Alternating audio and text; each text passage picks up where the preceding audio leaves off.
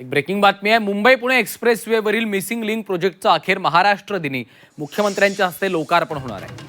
आशिया खंडातील सर्वाधिक रुंद अशा 9 किलोमीटर बोगद्यातील प्रवासाचा थरार अनुभवता येणार आहे। तर टायगर व्हॅली पॉइंट दरीवरचा केबल स्टेडअप पुलावरील प्रवासाचा मजा लुटता येणार आहे।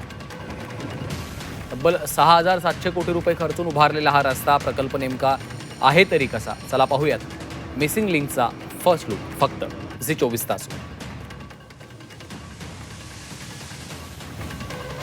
मिसिंग लिंक प्रकल्पाचं आणखीन एक खास वैशिष्ट्य म्हणजे बोगद्यात बोगदा। होय, बोगद्यात बोगदा।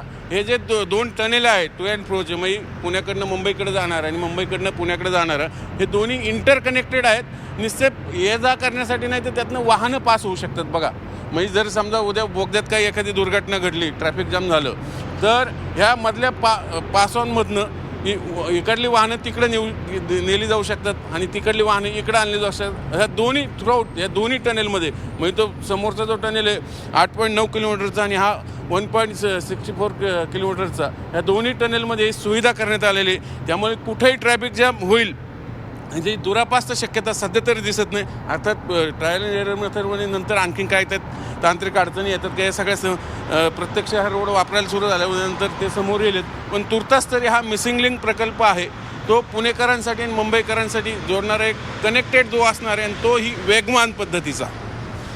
म्हणूनच पुणेकर आणि मुंबईकर ह्या सगळ्या मिसिंग लिंकच्या प्रवासाचा आनंद घेण्यासाठी आसुसलेले आहेत आणि महाराष्ट्र दिनापासून त्याची सुरुवात प्रवाशांना करता येणार आहे सगळ्या मिसिंग लिंक प्रकल्पाच्या प्रवासाची। व्हिडिओ जर्नलिस्ट विकी कांबळेसह Chandrakant Phunde, Zee media, missing link प्रकल्प।